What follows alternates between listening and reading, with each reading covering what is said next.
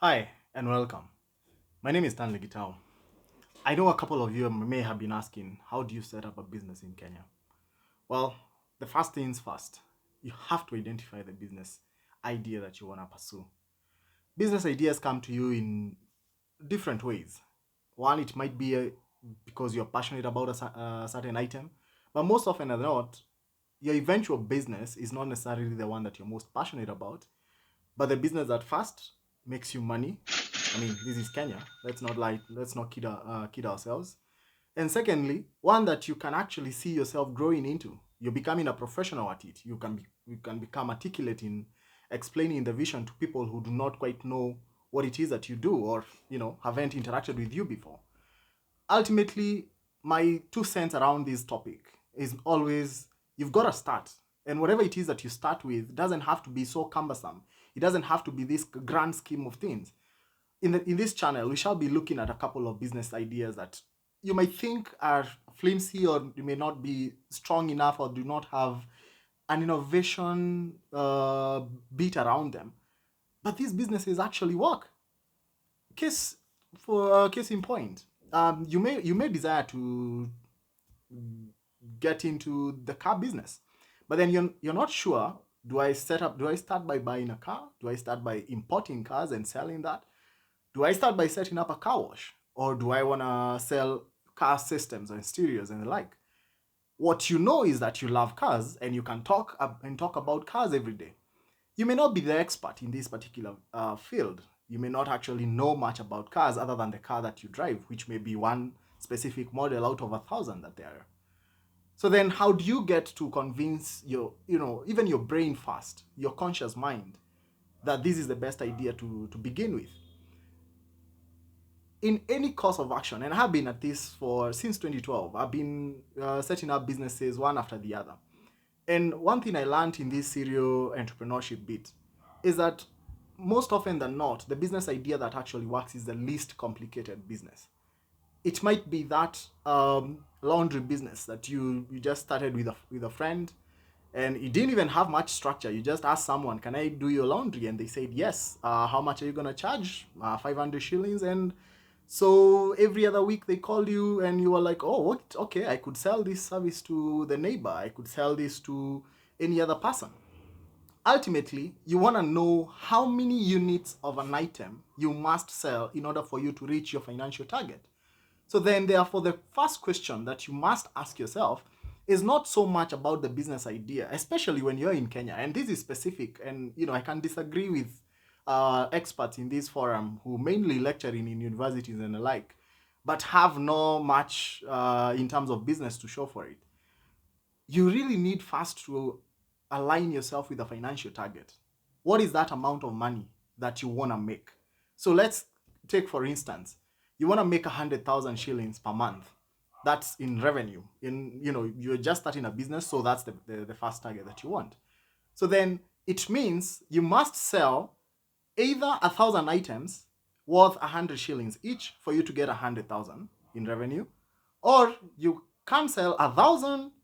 I mean, 100 items worth 1,000 shillings each, or 1,000 items worth 100 shillings each, or you can just decide to sell 2 items worth 50,000 each, or 4 items worth 25,000 each. The goal is a financial goal. So then the product is determined based on, okay, so what it is that do I want? So do I have another product that I can sell for 1,000 shillings? Do I have a product that I can sell for 100 shillings? Do I have a product that I can sell for 25,000 shillings? Most often than not, you realize the aspect of selling really it doesn't matter. Whether you're selling an item worth 50,000 or you're selling an item worth 100 shillings, most times the effort is almost the same. And you see, it's funny to actually get this, but over time, and having run over 5 businesses so far, I have come to actually realize that, the effort, whether you're doing a small project or a big project, is almost always the same. If you're selling to someone, the act of convincing that person, what you have to go through in order to convince that person, is often the same. So then you have to ask yourself, what is the best value for my money? And then what is the best value for my time? So then if the target is to reach 100,000 and you have only, give or take 26 days in a month to work, I'm excluding Sundays.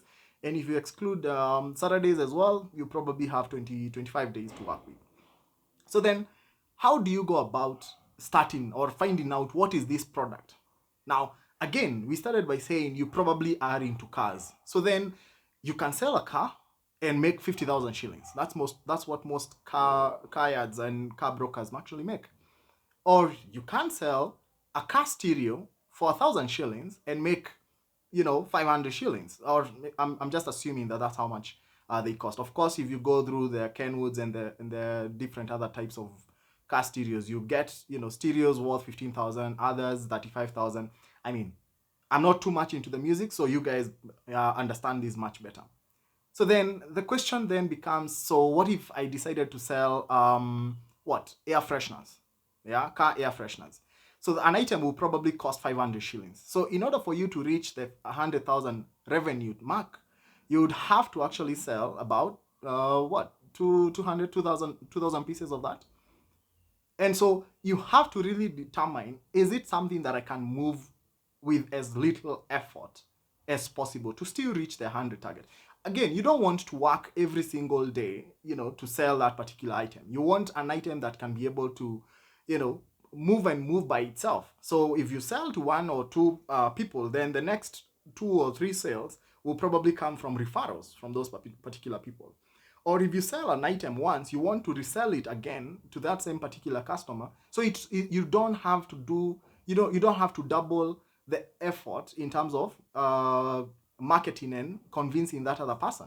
So then in this case, therefore, you just have to first of all realize, what is my financial target? Secondly, what is that item that I can sell at a certain denomination? And what is the number of units that I must sell for this particular item to be able to reach my financial goal?